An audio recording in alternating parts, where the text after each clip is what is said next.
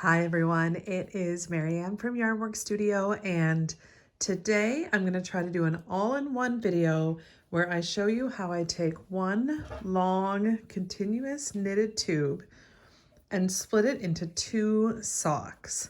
So the first question that you may have about it, if you're here, is why? So I want to talk a little bit about why I did it this way. And this is my favorite way to do socks when I'm not sure if I'm going to have enough yarn. That's the main reason I do them this way. So what I've done here is I did a toe up sock, and this is based on the Curio pattern by Andrea Mowry, but really most sock patterns will do. But I did the toe, so I started here, did increases, then I went into my sock pattern and I just kept going until I was out of yarn or it was long enough. So in this case, I just went until I was pretty much out of yarn. And then I do the toe on the other side. And now what I'm going to do is I'm going to separate them into two by doing some, let's call it knitting surgery. And then I'm going to crack in some afterthought heels, which again will be cutting it open, which sounds scary, but I promise you it's not so bad. I'm going to do it live because I am just not getting content out fast enough because I'm not spending time editing it. So I'm going to try to do it all in one shot. I'm not going to actually knit up the heels and the tops, but I will post another follow-up video when they're done. Or you can follow my social channels. I'm on TikTok and Instagram at Yarnwork Studio if you want to see them in my stories or in my individual posts. So anyways, what we're going to do again before I actually start, because I can only do it one time, is we are going to cut in the middle, and we are going to then add the cuffs to each side to make two socks that have no heel. Then afterwards, and not in this video, I'm going to actually cut in and do an afterthought heel. So maybe I'll do that as a separate video, but I want to actually take it off the needles and then work the cuffs before I crack into those afterthought heels. So this is just a variegated yarn. The yarn I have here is a superwash merino from the Frosted Stitch in her Spices collection color, which comes out every fall. And the brown is nutmeg and the variegated is called caramelize. And I just love this color. I made a whole sweater out of this combo with color work. That is my favorite sweater to wear. All right, now we're getting into it. So if you're still with me, what I'm going to do is I need to find the middle of the sock. And, you know, I could measure, I could be really precise, I could count rows, but you know what? I'm just going to fold it at the toe, and I'm going to make sure it's sitting nice and flat. I will measure. Everyone has sort of their own preference for how long their socks are and things like that. I'm going to be cutting the heel around what I would say probably somewhere in here. So this feels great to me. I've already checked the length on my actual foot, but this is basically going to be 13 inches on both sides. That should be more than enough. I don't like my socks to be too high because I want to make sure they can get over my calves. So what we've got now that it's folded, I'm going to eyeball which row I'm going to rip out. So what I'm going to be doing is snipping one of these contrast color rows because these vertical ones are actually slip stitches. So I'm going to remove this light colored row right here, which means I want to pick up the stitches underneath it and above it and have those sort of protected. The nice thing about the stripe pattern is it's really easy to find the right row because you can see them because every other row is a different color. So I know based on my toe where I started, I know that my rows started over here. So my row starts on this side. So what I'm going to be doing is I'm going to be picking up and threading across the brown row here. And then I'm going to go across the back side of it. Now for me, I'm going to do it using, I've got my little wood DPNs. These are bamboo. I got them off Amazon, and I also have one of my circulars. This is what I actually knit the sock with. So I'm going to use both of them, or I might just use the DPNs right now to actually secure it and cut it. So let's see. So again, this white row or creamy row is the row that I'm going to cut out. going to start over on this side, and I'm just going to pick up, see if we can get nice and close. We'll rezoom it. There we go. I'm going to pick up the right leg of each brown stitch. Here we go. And again, all I'm doing is securing the stitches so that when we snip out that middle row, we can just remove it and we should be fine. And am I guaranteeing it's going to work? No. Have I done it before? Yes. Have I done it with this exact pattern? Nope. Is it possible I missed a stitch back here? Very much so, yes. And again, missing a stitch, also not the worst thing in the world, but it just try your best to get all of them. I could be counting them, I just am not.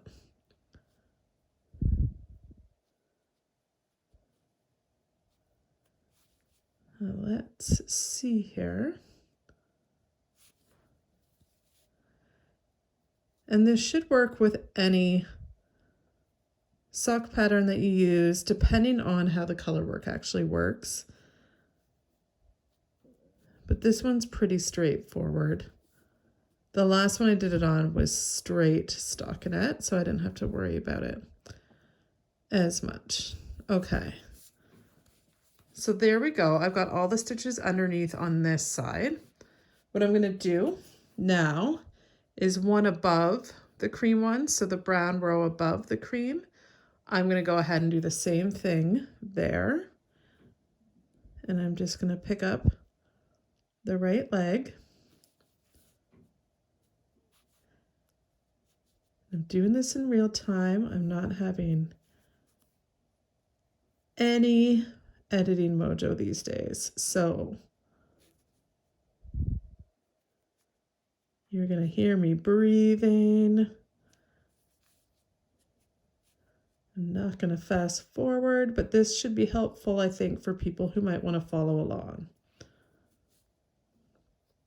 And hopefully try this themselves.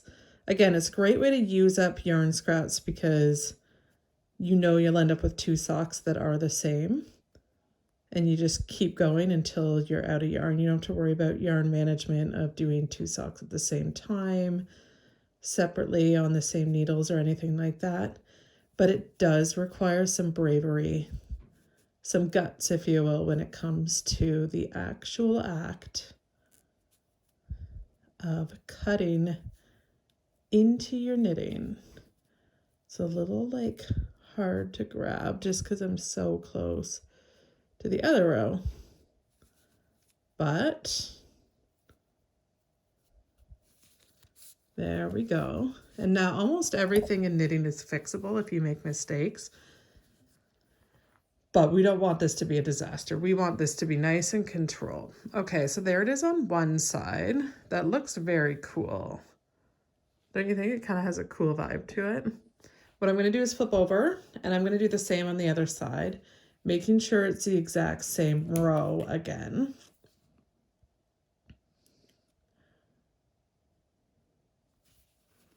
So this is the variegated color row that I am going to go underneath and then over top.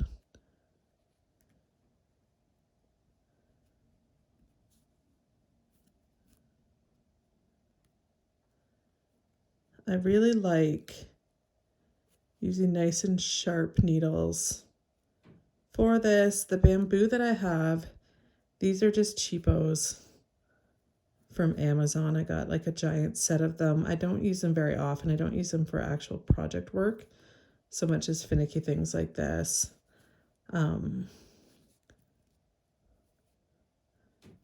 But they do the trick for what I need. The other thing you could use if you have two sets of circular needles, or you could use the barber cords. I love my barber cords. I have some off Amazon and some that I bought at a local craft fair, and they're really great for transferring things onto temporary cords You could also use waste yarn, and you could use an actual tapestry needle. I don't think I got all the parts of the stitch there.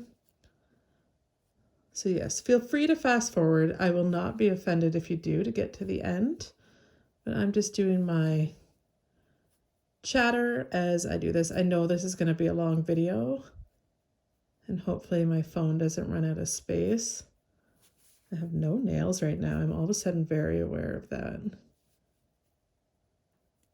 No fingernails. Okay, there's the third of 4. And now, lastly, I'm going to grab, again, that brown row right above that middle row. And then I should have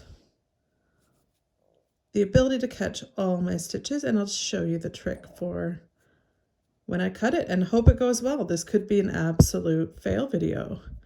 Wouldn't that be hilarious after all this work? This has been sort of my go-to project when I just need to grab something for on the go while I'm waiting for, you know, kids' sports, or in the car while I'm a passenger, or things like that where I'm not sure if I'll be waiting long because I don't have to think about it too much. You don't have to worry about doing anything complex until I was on the train on my way home from work and I finished. And then I was like, oh, well, I can't keep going because I'm not going to do this in the middle of my commute.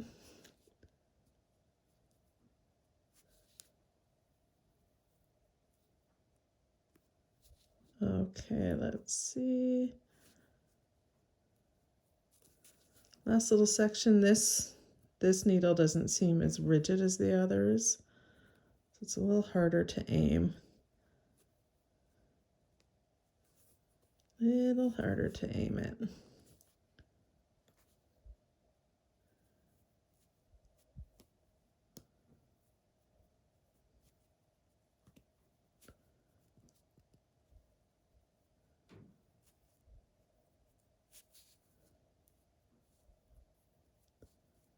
Okay, let's see.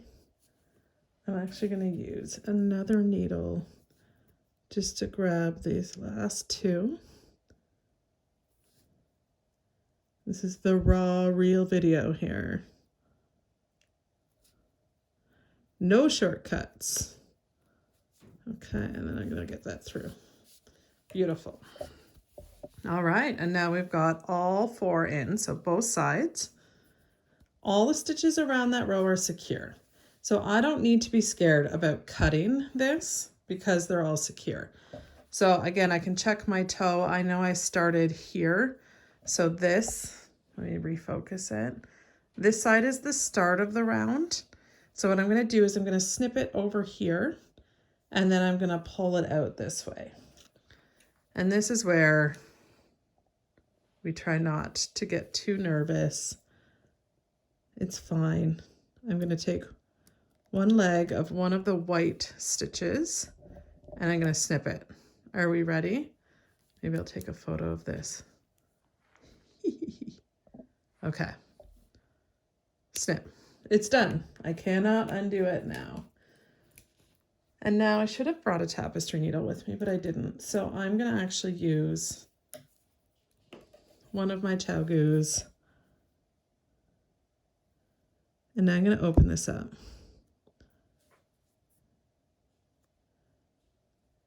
And I'm going to start pulling the stitches out. So this is just essentially creating a yarn tail. Oh, I split one of them. And that's okay. It's just the yarn not looking as pretty. I might be able to do multiple at once here. And I'm creating a hole in my knitting. Then it will become easier because it will be a little bit more open. But remember, the needles are holding all the rest of the stitches together. Now I'm sitting here thinking, I'm realizing that, see that, my slip stitch? It's actually still holding them together. So we'll have to figure that out after. I hadn't really considered the pattern. At least I thought I had, but all right.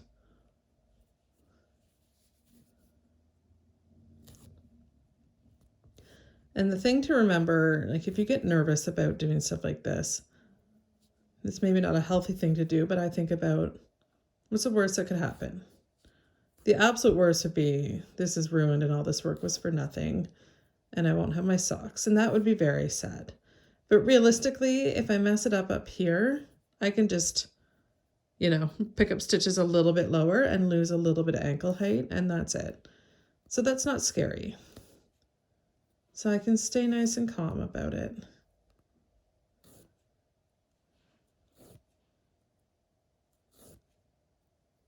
Maybe the worst that could happen would be a giant epic fail for my video, but I would probably still post it anyway so people can learn by my mistakes. See, here I am again at that slip stitch. I thought I was being smart by making sure the slip stitch didn't need to break, but now it is going to need to break. And I'm not sure what I'm going to do about that, but I will get there. Maybe I should have actually broken the brown round, not the variegated round. I'm just talking for the sake of talking. Okay, I'm about to be done the first half. So again, if you do want to skip ahead, I won't be offended. I'm here regardless. But hopefully this puts people's minds at ease about this. Okay, so what's going on here? I have one stitch that was picked up that had the variegated color instead of the brown. So I've just fixed that. Okay, so now I basically have a yarn tail and I've got an opening into the inside of the sock, but it's still attached here and here. So this was a boo-boo. And that's okay, we'll figure it out. Might make the video a little bit longer. All right, I'm gonna turn my work around and I'm gonna keep pulling out. That's on the back side.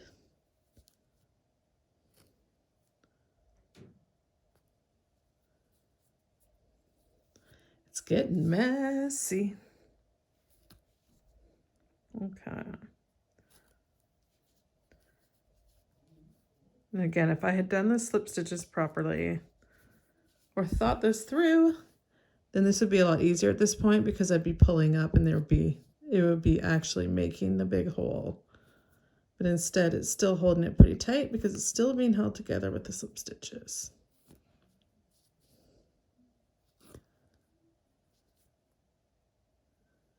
And if you're wondering why the slip stitches are causing a problem, so the main color, the brown, it's just called nutmeg in this colorway. It has slip stitches, so every other row I'm just slip stitching the brown stitches, and that's what's giving it sort of this exposed seam, vertical seam look here. I got something else going on wonky here. There we go. And so what I've done, because I'm pulling out a round that does not have the brown in it, it doesn't have the slip stitches. Okay, it's not actually pulling here.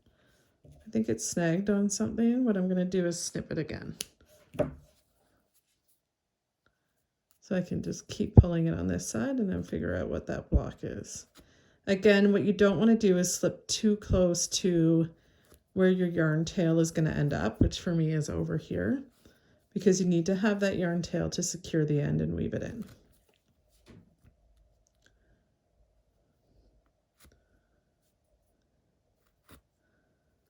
All right, let's check in on the time. It's already been 20 minutes.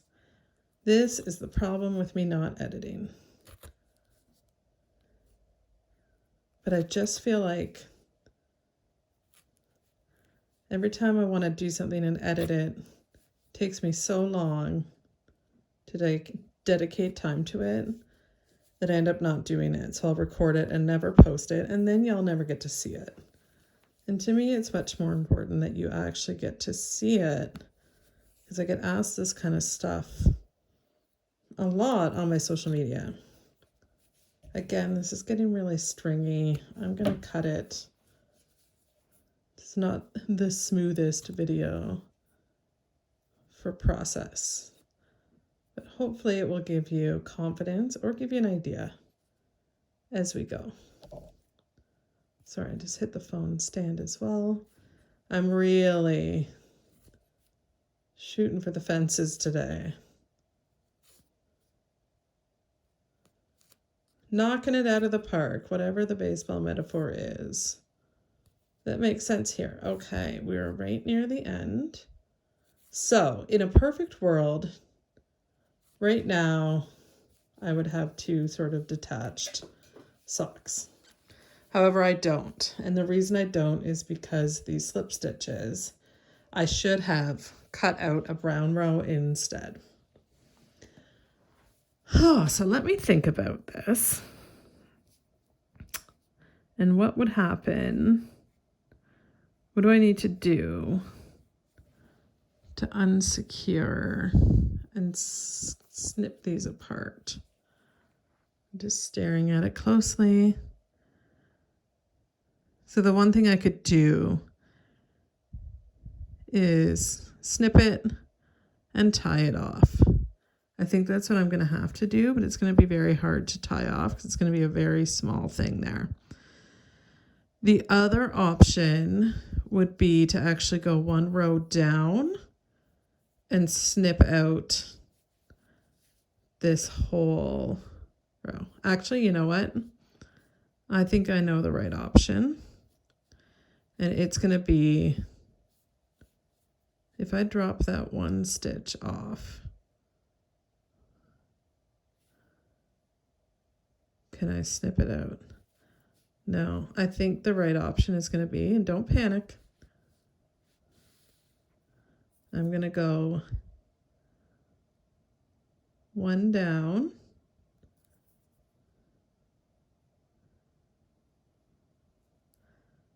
It's going to make the video so much longer.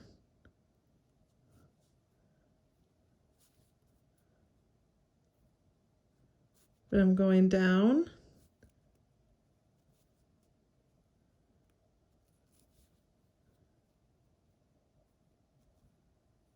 By one, and I'm just picking up that variegated row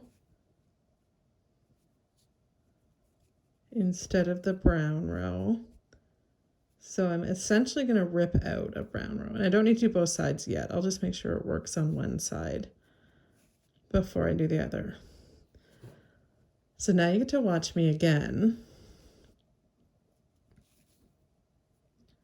do this part again and see if this will help. This is where editing could help, but also planning in advance would probably be helpful too. Okay, and then I'm going to grab this one. All right, so now what I've done is I've gone down one row and I'm going to pull out. So this side is the start of my round. I'm going to cut this and hope I'm not wrong.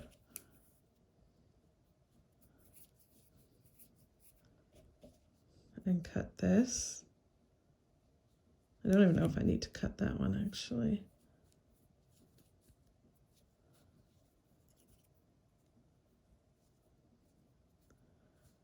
Okay. Pull it out that way. So that is fine.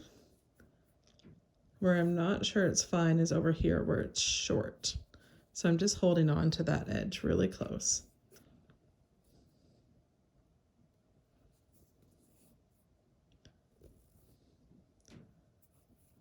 But if you can see, now this one is all the way open.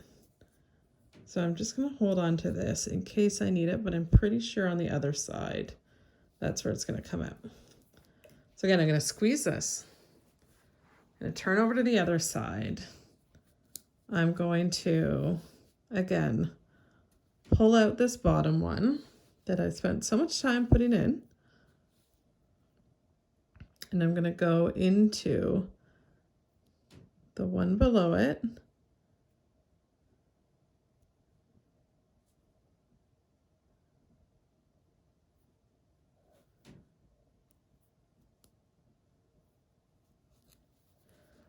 Very slowly and carefully.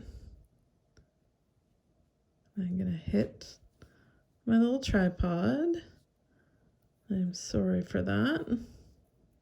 So I should have, again, if you're still watching this, I should have gone into I should have snipped just a brown row or a brown round instead of the variegated one so that the slip stitch also comes off. But since I slip it over 2 rows or 2 rounds, I think I would need to remove 2 rounds regardless. So really, I should have just made sure I'm cutting out basically an entire pattern repeat when it comes to the fact that I have elongated stitches that are spanning multiple rounds. Silly me.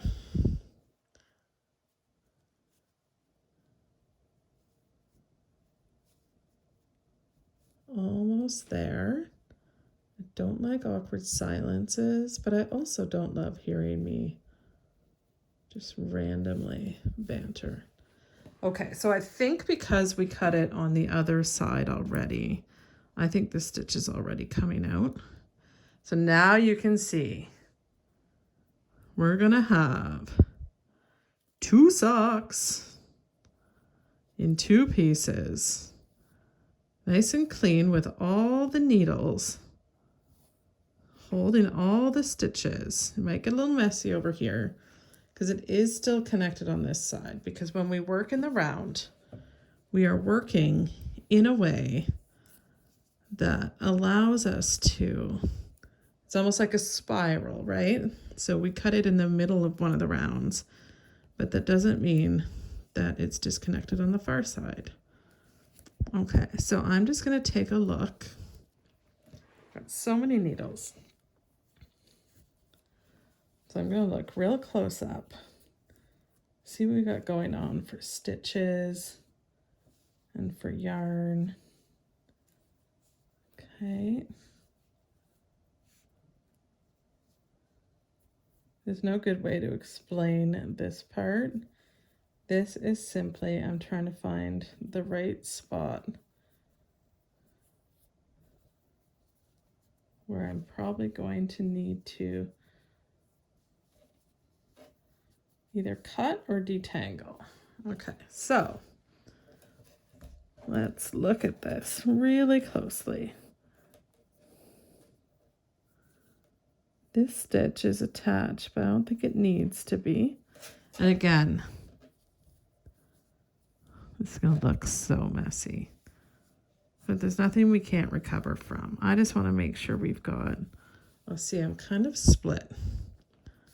Kind of split a stitch here.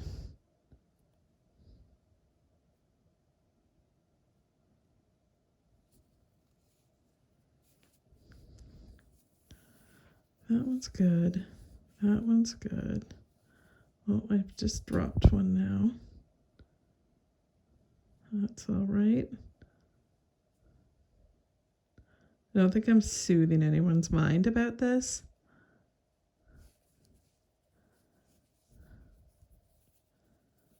But basically, I'm going to pull this.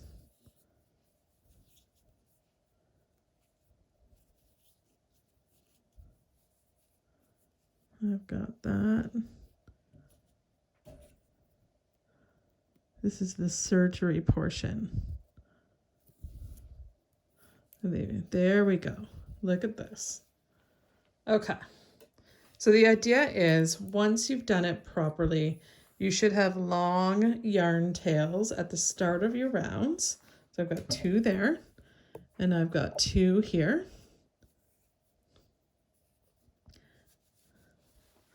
And the next steps, let me refocus. The next steps are going to be, now I've got my 2 socks, right? Beautiful. So the next steps are I'm going to knit, and I can either rearrange my needles or I just usually do magic loops. So I'll probably just use these needles as is. And I'm gonna now add my cuffs. So I'm gonna do ribbing, probably 2x2. I'll check what the pattern had. This is just very loosely based on the pattern. But I will knit my cuffs in my cuff color here. And I'll do it once on this sock. And then I'll do it once on this sock. And then when that's done, I will be able to cut into the afterthought heel. Now, first thing I've just noticed, check it out. You can see I've got a mistake here. This is, I think, such a great example of why this is so great, because I could actually ladder down and fix that. Or when I cut my heel, maybe I'll be cutting my heel right around it. So I don't need to worry about it, but also I can just make sure that's on the bottom of my sock. I'm not too particular when they're for me. But that's the general idea.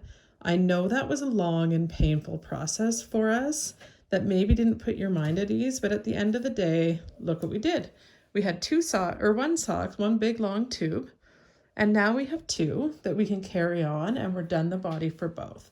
And so just quickly at the end here, I will try to do another video for it, but to do an afterthought heel, which is what it's called when you cut into your sock.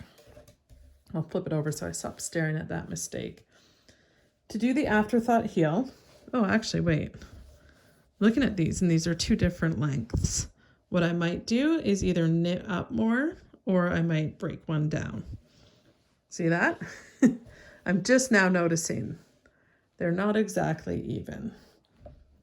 So I'll make them even. Then for the afterthought heel, what we do is the exact same thing I just did, but I'm going to cut a brown section this time, or 2 rounds out. We'll see. Except you only do it on the one side, which is the bottom side. Now these are the same on both sides, so it doesn't matter. But you find where you want your heel based on sort of measuring where you should be starting your heel based on your size and the pattern. Or there's lots of sock books about standard measurements and things. But you think about at the top of your foot where you want that heel to start, kind of where your ankle's going to bend. And then what you're going to do is you're going to put your needles in on both sides. Oh, look at that. Another mistake to fix. Great. A needle in on both sides, but you don't have to do the front because you're only going to put the heel in the back. And then you cut in the middle of that row and you bring a yarn tail out to each side. And you're going to have your needles then, or your stitches on the needle. And then essentially you knit like 2 rounds, usually straight. And then you essentially just do a toe. So you do this exact same thing, but you do it here, and it creates the heel shape on the bottom of the sock. And then you've got an entire sock. So you're creating kind of one of these that sits in and around here on the bottom half, and then your sock will be done. And it's like a little miracle for people who don't do a lot of sock knitting. It's super fun, and there's all types of heels. But what you want to look up if you want to try this technique of just knitting one big long continuous sock is you want to look up an afterthought heel, and then also you are going to cut in the middle to split it into 2. And again, the reason we would do this is to make sure that we use up all the yarn if we're not sure how long or how much yarn we have and we don't want to break it into 2 different balls or anything like that. This is one option. So I hope that helps. Thanks for joining me. Thank you for your patience as we go through this journey. I'm going to even these out, and I'm going to put the cuffs on and put this online so that hopefully, someone can get some useful information from it. And if not, at least maybe you enjoyed hanging out with me for half an hour or so. Okay, bye.